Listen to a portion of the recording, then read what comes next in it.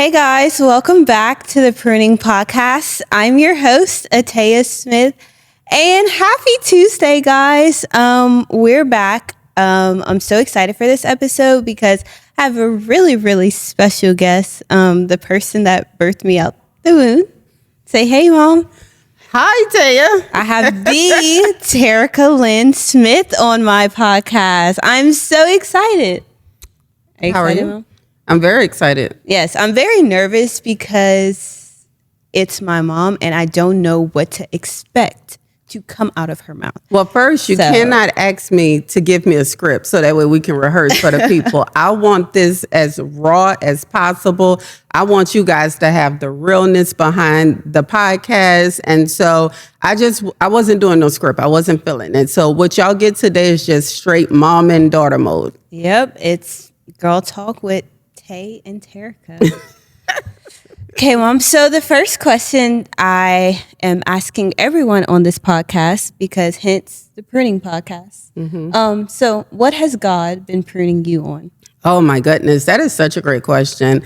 To be honest with you, God is pruning me on raising adults. I think that has been the greatest challenge of my life. You know, obviously, I have a story. I was sexually abused at 5 years old, and I went through mental health battles. I went through foster care. I spent a lot of my life in foster care, and, I ended up homeless with your brother as a teenage mom under a bridge. And now we're finally at a place where, I believe God has restored a lot within our life. Yeah. And so now I'm at the point where these little bitty tiny people who I loved and birthed out the womb, like you mentioned, I have to watch y'all make decisions, and I have no control over that. And I feel like the pruning part of that is the control. Like, I didn't realize as a mother how much control you need to have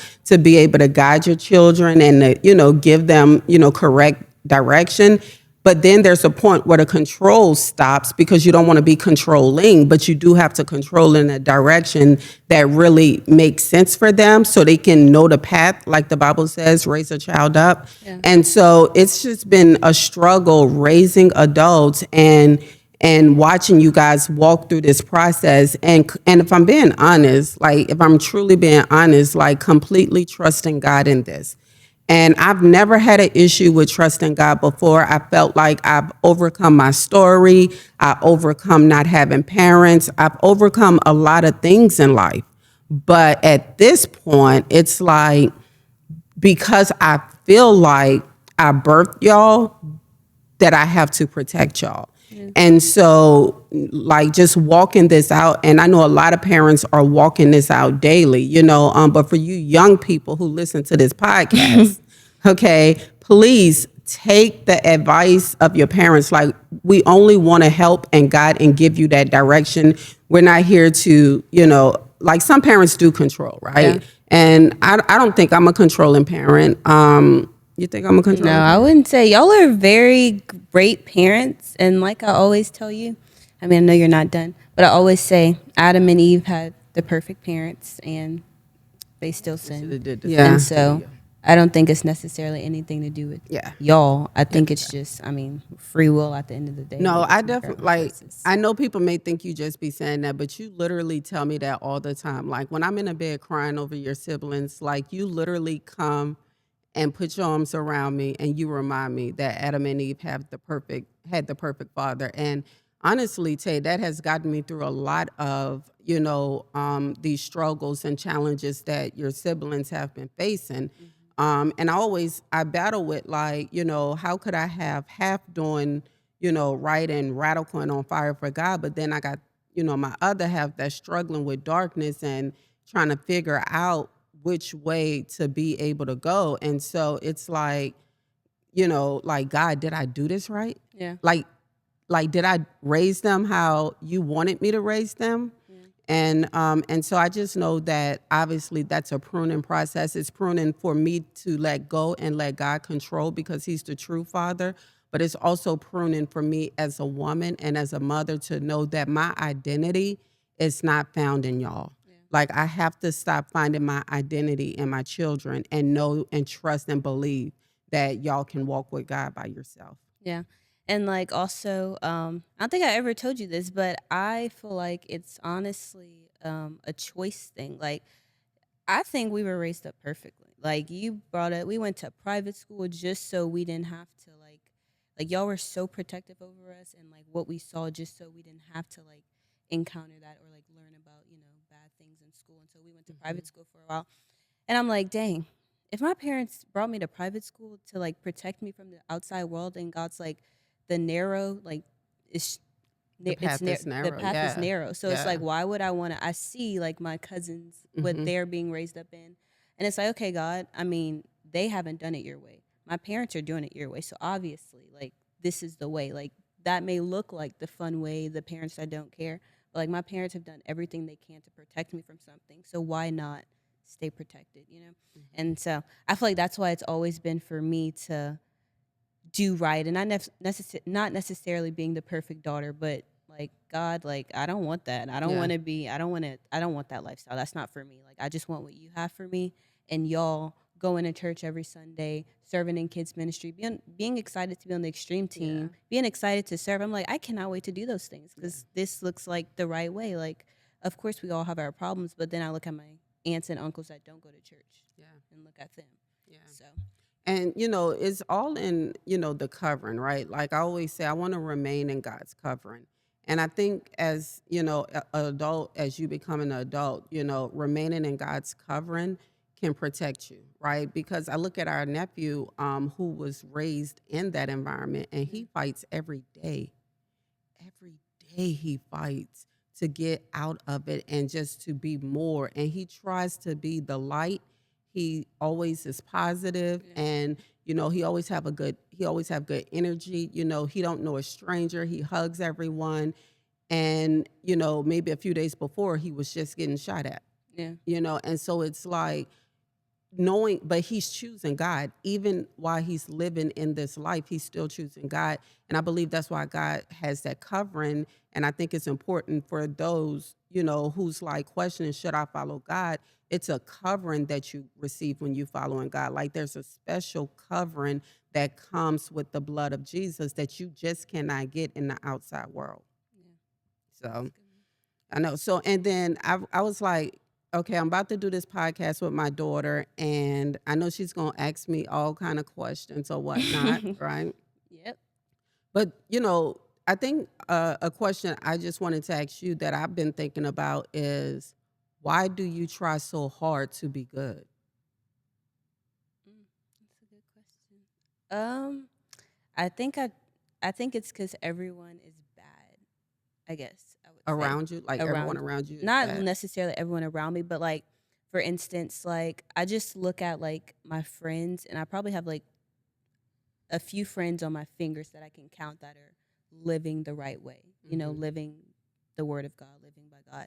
And so I am a person, I learn from people's mistakes. So like my friends, like I've never, from high You school. one and done then. You Yeah, said done once and you like, yo, I'm done. good. Like I went to, you remember, I was never the kid that wanted to go to after parties. I did not want to go to after party. I did not want to do anything that involved like any of that. And it's because I witnessed people do that and what came out of that. And so I'm like, God, I don't want to do that because bad things normally lead to bad things. And so Yeah. good things lead to good things. And so I don't know, I guess just to stay walking straight and not fall behind, because I feel like once I do something bad, I mean, I learned from my mistakes, but Right. I'm further behind than if I would just do the right thing, the good thing. Yeah. And so people always ask me, they say, man, Ataya is such the perfect child. And I'm like, no, she's not perfect. She just carries her cross every day. And I Yeah. think a lot of people look at you and judge you for that. Yeah. Like they think you always feel like you better than them or that you place yourself higher than them because you don't really do the things that they're doing.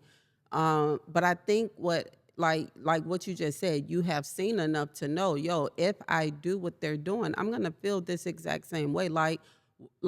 In this world of where sex is popular and NBA young boy and Glorilla, whatever her name is, all these people are like like Yeah. it's so easy to Yeah. get caught up in a world where everything looks like you're missing out, but yet you're remaining pure.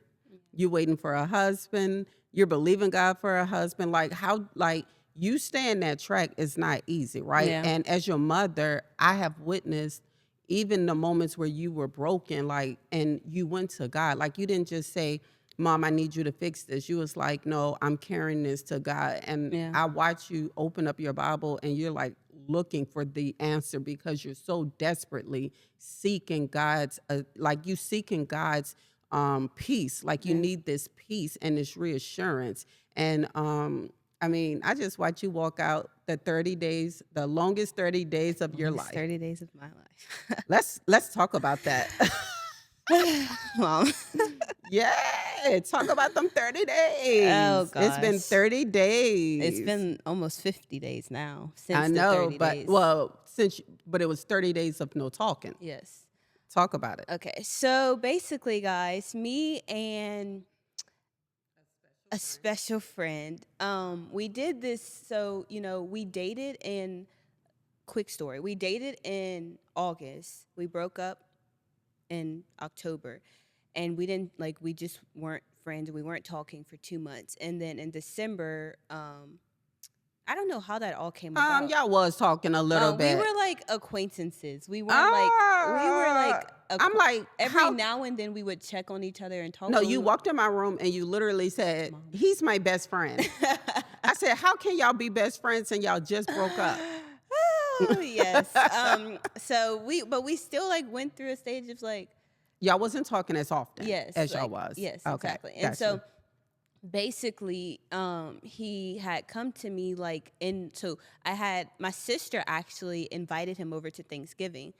And that kind I of think it was through the request of I did her. not request. I think you low key dropped some hints. No, she hints. just loves him, Mom. No, he came over for Thanksgiving, and that kind of where it like sparked again, I guess. And so whatever, we talked, and like that Thanksgiving was on Thursday, and that Sunday I went to his house. And I didn't tell nobody I was going to his house. I just went to his house. I didn't know you went to his house. I went to his house. For what? A sandwich? I don't know why I went to his house. We just It better be for a sandwich. why for a sandwich? Because why else do you need to go to his house? Mama, Acquaintances. Yes, because I go to my friends' houses. Oh, okay. And so I went to his house, and we ended up talking in the car for like 3 hours, and he was just telling 3 hours Yeah, in a car? Yes, a long time. Y'all had Daisy running? We did. Oh, okay, keep going. Ugh, Yeah. This is juicy. And so 3 hours in the car, and and so basically we were just talking about like a little life update and everything that has been happening. And he was like I really love you, Ataya. I just feel like we need to because from now to our breakup. Did I tell you this? I'm not sure, but keep going. From now to our breakup, we had been we hadn't been fully detached from each other. Yes, well, I knew that. Yeah, so we hadn't not talked since before we got together. And so he's like, I just feel like we need to not talk and just seek God on this. And so I was like, okay. Lordy, that was so hard.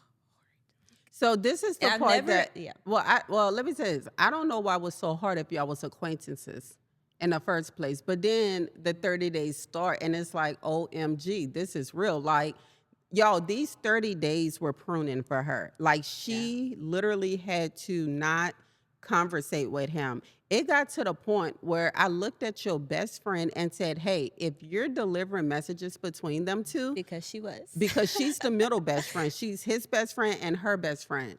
And so I told her, I said, if you're giving messages between these two, then they're still talking. They're just using you as a mouthpiece right now, right? Yeah. And so, but again, this is who you are. Like you're like, if I have to crucify my soul, crucify my flesh, because my flesh is fleshly. Yeah. If I go off my flesh, Yeah. I want to know why you showed up at his house. What I went to his house to talk.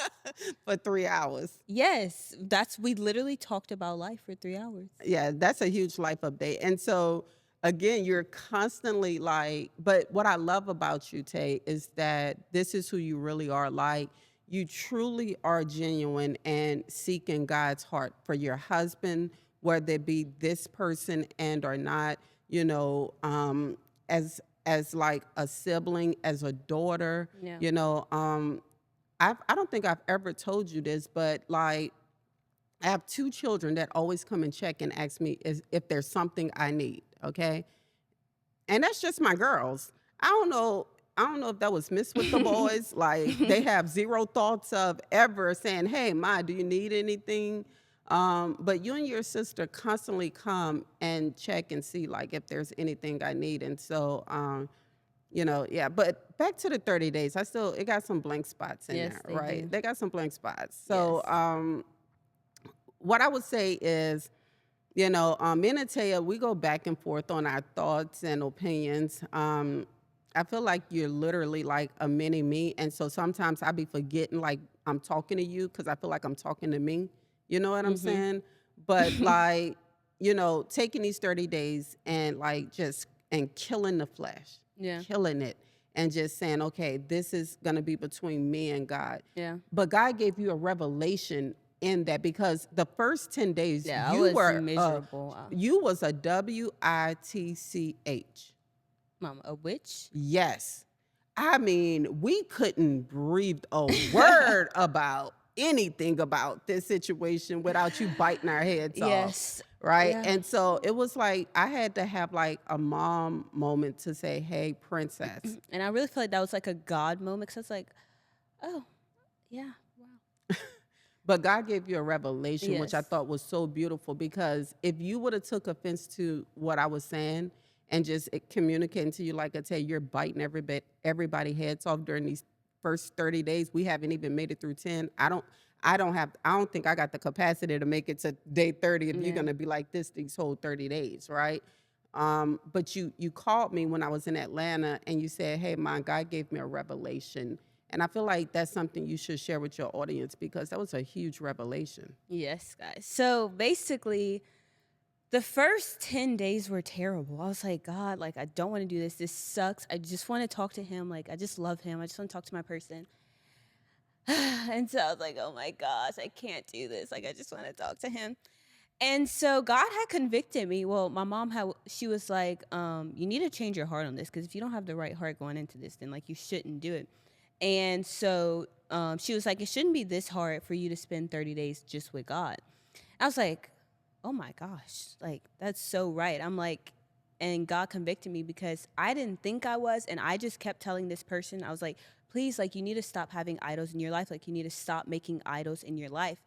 And Because that was a big part of the breakup. that was a big part of the breakup. And then God had convicted me. He's like, Ataya, you're making him an idol in your life. Like if you can't go 30 days without talking to him and just spend time with me and like everyone else, then like he's an idol. Like he's something like you're bowing down before. And I was like, oh my Ouch. gosh. Like it's like, Ouch. wow. And so it's like I was on this thing of like, I have to defend him. Nobody's going to defend him. Like everyone hates him. And God's like, no, it's not like that. Like, one, these people love you. And so they're just protecting you. Like, I'm like, how would I feel if y'all were just like, yay, go brand. Like, y'all, like, no, y'all love me. Y'all are protecting me. So this is just wisdom. Some people aren't wisdom. But half of the time, it's, Some are haters, let's Some are just be haters, honest. exactly. Some just nosy. yeah. Some just want some tea, right? Yes, exactly. And some just need to mind their business. Exactly. Period. And I learned that from you. And Yeah. it's like, if my mom's telling me this and I know she doesn't have any animosity or hate towards this person, she's the outside looking in, then it's like, okay, I need to do this. And so the rest of the 20 days, they went good. I mean, it wasn't. We cut out the best friend. We cut out the because best then friend. I was low key. You didn't know this, but I was low key holding the best friend accountable. You not sharing information, huh? Don't you dare share information. And she was like, I'm not. I promise. But oh my goodness. Yeah, because he would like rant to her and I would like rant to him. And so she, she's a best friend. Shout out to Shayla. That's my best friend, guys. Like she's the Shout out to best Shay. She's my person favorite. ever. Like, Yes. oh my gosh. Like I don't know how she handled us. Like she's like our counselor, but she's not our counselor anymore. Anyways, all that to say, I was making him an idol in my life. And so I was like, okay, God, I'm going to take the okay, so we were also sending each other TikToks, which my mom said, and my best friend said, Ataya, that's still communicating.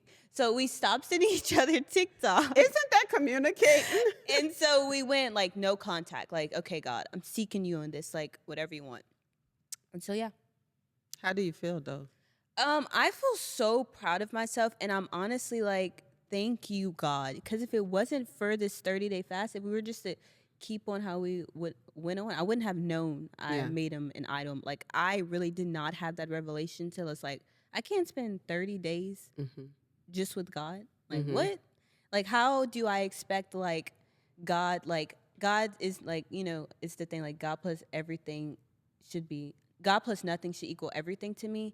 And that just wasn't it for me. I was like, God, I need this person. Like, I can't go on without him. Like, I can't function without having a person. And he was like your first true boyfriend, like in life. Like, you know what I'm saying? Yeah. Like he came on our family vacation with us. Yeah.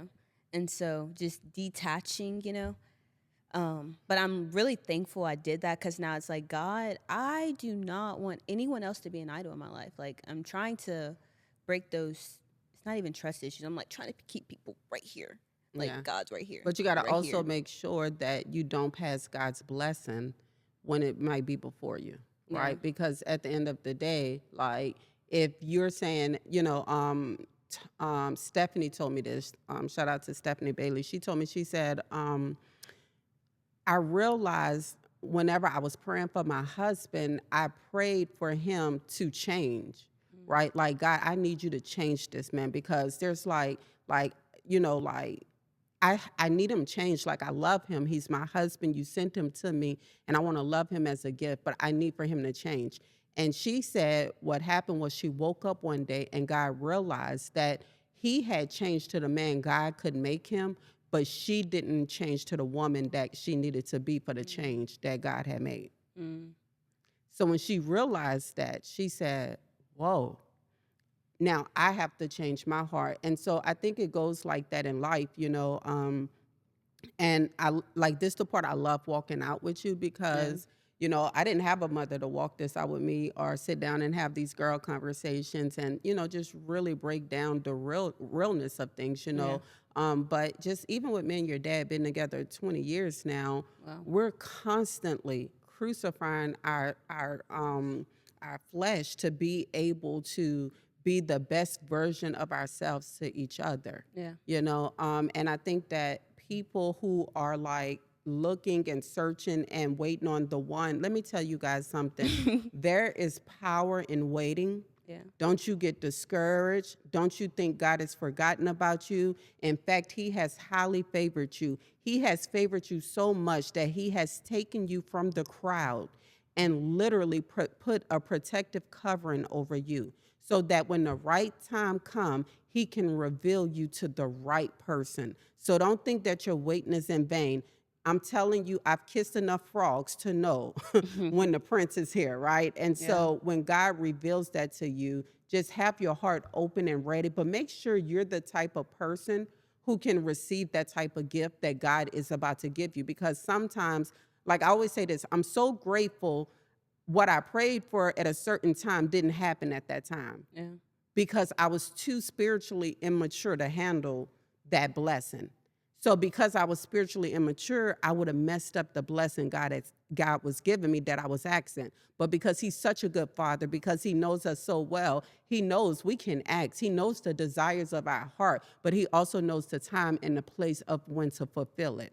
So just because we asking, we may have the wisdom at that point to ask for it, the wisdom to ask for it, right? But we may not have the knowledge to execute. So we have to be careful with what we're asking for, but also don't be afraid to ask your loving father. And that's how I see God. He's like our loving father for the things that that a child could ask for. He wants us to have that love. He wants us to have that agape love. And he wants us to experience the happiness and joys of life, right? But he also don't want us to place idols before him. And it's funny you say you had to, like, God checked you about, your idol. My idol was work, right? Like, I can work 365 days a year and not feel bad. Like 365 days and love every single moment of it. But I also told myself that I'm doing God's assignment. But God assignment requires God. That's good. That makes sense? Yeah. So if I'm doing God's assignment, but I'm not with God and I'm not having my time with God and I'm not like, I'm picking up the phone to see how many notifications I got, how many emails I need to respond to. These people are really like begging for God. And I'm like, I got to be able to respond to that, right? Yeah. But God is like, no, but if you pick up your phone before you pick up my word, that's your idol. Dang, that's convicting. Yeah. So I stopped picking up my phone. I pushed my phone further away because the hardest thing is not to pick up that phone and see what time it is. Yeah. But what happens is I'm more worried about time. Why? Because I got things I got to do. I got appointments and things like that. So making work not an idol in my life and making it a ministry, right? Because God comes first, and then my marriage, and then my children, and then my ministry, in that order, right? So if I'm focused on God's problem, I always say He'll focus on mine. That's good, Mom. It is good, right? Yeah. Why are you looking at me like that? Because you called me out. Oh, you're embarrassed? I am embarrassed. You shocked? No, I'm not shocked. One thing I know about podcasting, although I have none, right? I love giving advice on things I don't have, right? Is that people just want the truth. Yeah. They want to know that you're human like them. They want to know that you're not this perfect girl that everybody claims you to be. I am not perfect, guys. Like, I know, but still, Yeah. because they want to know that you're relatable and that you have your struggles. Yeah. But they also want to know, well, hey, I'm struggling, but how did you get through your struggle? And that's why you created the podcast. And we sat down and you said, I want to do a podcast. I want to help Christians know that it's okay to love God. Yeah. It's okay to be on fire for God. It's okay for God to come out your mouth and you be unashamed. That's what you wanted, and that's why you created it, you know? Yeah. So this is like the first time ever that y'all get like a sneak peek in Ataya's life, because she thought she was about to ask me all the questions. But I knew I had that question. Yeah, I knew that. Lock too. and loaded. You knew I was going to ask that? Along those lines, yes. That subject, yes. That subject? I expected it. Yes. I love you. I love you too, Mom. No, I love you more. I'm gonna stop. No, I do love you more. You're so beautiful. Mom, do you have any other questions for me? No, I don't have any other questions for you. I just want to tell you that I love you and that you are so beautiful and that I am proud of the woman that you are. I'm proud of the relationship you have with God and how you place Him before everything. And I just know that this podcast is going to be a gateway to help so many people walk and maneuver through the life challenges that they're having, and believing that they're the only Christians out here doing it. There's Christians who's doing it right and making it look good. She's a perfect example of Thanks, that. Mom. I love you too. Yes. I do have a question for you. Okay. Okay, so I feel like a lot of my listeners, or majority of them, they're like single. This has nothing to do with it, but like, I guess like our generation struggles with like that victim mindset. Like, things happen to me, and so you are a prime example. Like, a few, I don't know any other people that's been through as many things as you've been through, so still battling those things and not like falling back. So basically, how do you remain the victor, not the victim, and like walking out of that and like accessing like your promised land, and not like I remember you told me like this is the facts, but this isn't the promise, you know? So I guess just how do you do that? And like not like fall back on like my own understanding, but God, like this is the No, promise. that's good. That's a great question. And so I remember the exact moment that I stopped being a victim, right? I was under the bridge with your brother, and I literally had nowhere else to go. And I literally was at a point in my life where it was me versus me. Up until that point, before I had your brother, I was the victim. I was hurt.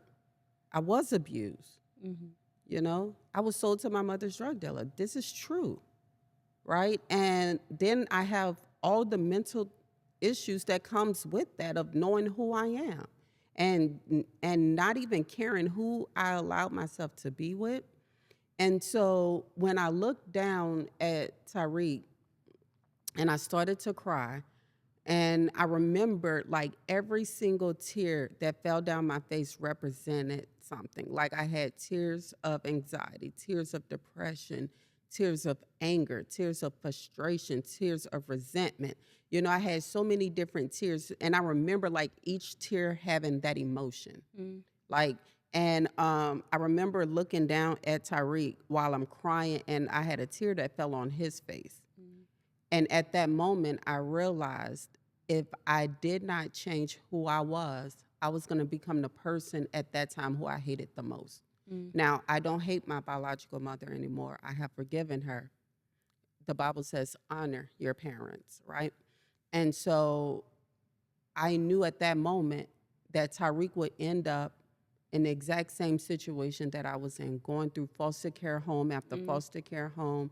And I just said, I don't want that. And so it was a moment in life that, you know, I can't tell you a light switch. It was the chairs were reversed. So when I seen who I was becoming, I did not like who I was becoming. Sometimes we have to see that ourselves. Can't nobody show us that. But when it was just me and Tariq homeless up under that bridge, I only could look at myself and say, you the reason why he's under this bridge. You have not made the right choices, right? His biological father wasn't in his life. And so because of that, it was like, do you want your child to go through foster care? How can you avoid him going through foster care?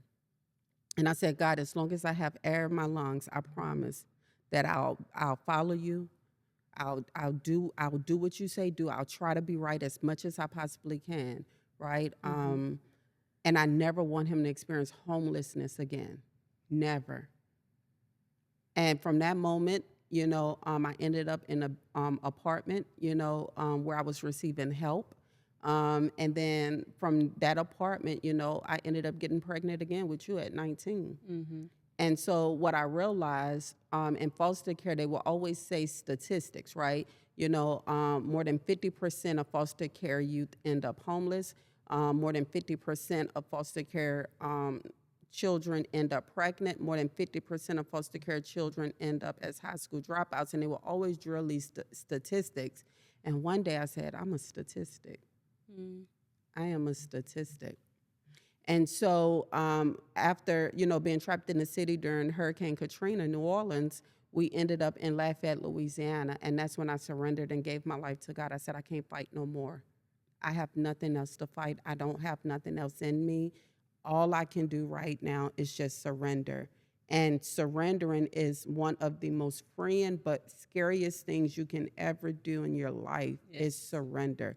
Because you don't know if you're going to be received. You don't know if surrendering, it's going to be protected. Like when you surrender, you're praying that what you're surrendering is going to protect you. That means all the walls are exposed. I'm completely open. I'm easily able to be attacked. All my defenses are down. If you are God who you say you are, I want to experience you just like everybody else who said they've experienced you. And I remember welling on the floor at the church, and the pastor said, how do you expect God to enter your house when you don't enter his?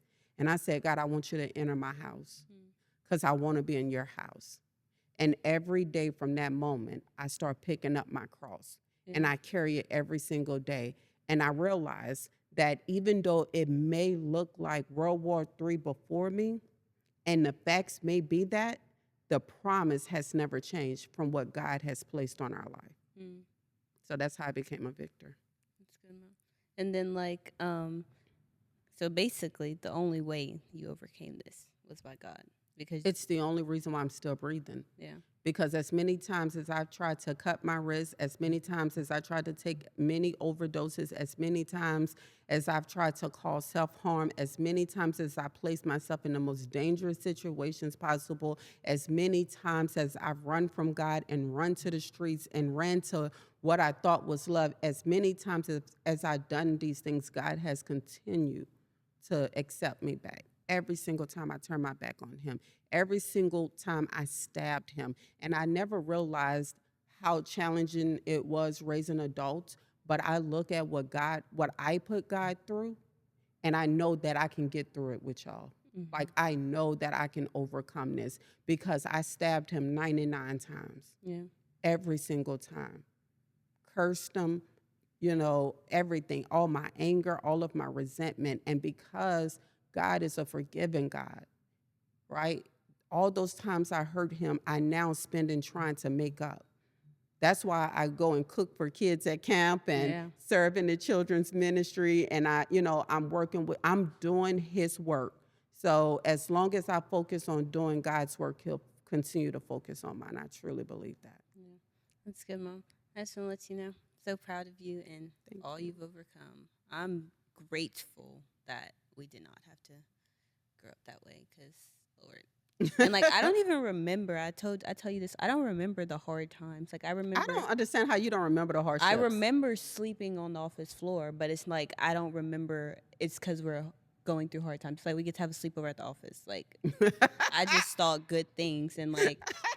Wait, you thought it was a sleepover? Yeah, I thought we were just, I don't know. I was just like, yay, I never went No, home and we was like, had no money and literally could not pay rent. And I wanted to keep my real estate office open. So we slept on the office floor. I had to choose. Yeah. And so I chose for us to sleep at the office and wake up before everybody get there, bring y'all to school, and get back to work like I never been there. Yeah. Walking through the doors. Yeah, and I think y'all, like, just think y'all not putting those problems on us protected us. Because if y'all would have, like, most parents blame their kids. It's like, y'all are the reason I'm like this. Like, oh my gosh, I have no money. Like, if y'all were to come at us like that, then okay. But y'all never, like. Well, I'm not, look, let me just say, you do spend a great bit of money. Now I do. Not at 10 years old, no. I did not spend that money. Oh, no, at 10 years old, you did. You've been pretty consistent in life. You've always liked the finer things in life. Yeah. You've always liked the finer things in life. There's nothing wrong with that. Some people like paper plates. Some people like gold plates. You just always like gold. Always. Yes, Mom. Well, I am so grateful and happy that you were on my podcast. Can I come back, please? No. Yes. I'm just kidding. Of course. No, she means no, y'all. She means no. No. I'm telling y'all, if y'all bring me back in the comments right now, drop "bring Mama back," okay? So that way I can give y'all some more of her secrets, okay? Mama, yeah, she will be the one to update y'all. And I knew, Mom. I told Shayla, I was like, I feel like she's going to be interviewing me. Like, I don't even think I'm going to get to ask you 2 questions. But I think it was very great. And for y'all to know, I am not perfect, and I pick up and carry my cross every day. And I feel like that has what's kept me consistent. That, I mean, sometimes I'm like, I try to be perfect, but God's like, you don't have to be perfect. Like, we all mess up. And just seeing y'all get back up and do it again, like, oh my gosh, like, yeah, encouragements. Do it again. Do it again, guys. Yes. So yeah, guys, thanks for watching. I hope y'all enjoyed this episode. Tell me, what's the favorite? Why your voice get pitched like that when you close out? Mama, that was the ending? Oh, I'm so sorry. Yes. All right, okay. start over. Oh my gosh. Keep it going. It's yes, so guys. good. I hope y'all enjoyed this episode. What was y'all's favorite comment of my mom's, okay? Like, please tell me, because she has reactions every single time we do something. And yeah. So please, oh, you got me messed up. Is my pitch too high? Just subscribe to the Pruning Podcast. Yes. That's like, it. comment, and subscribe. And share. And share, please. See, I got your back. Yes, you do. Sometimes. Girl power. Yeah, guys. Love y'all.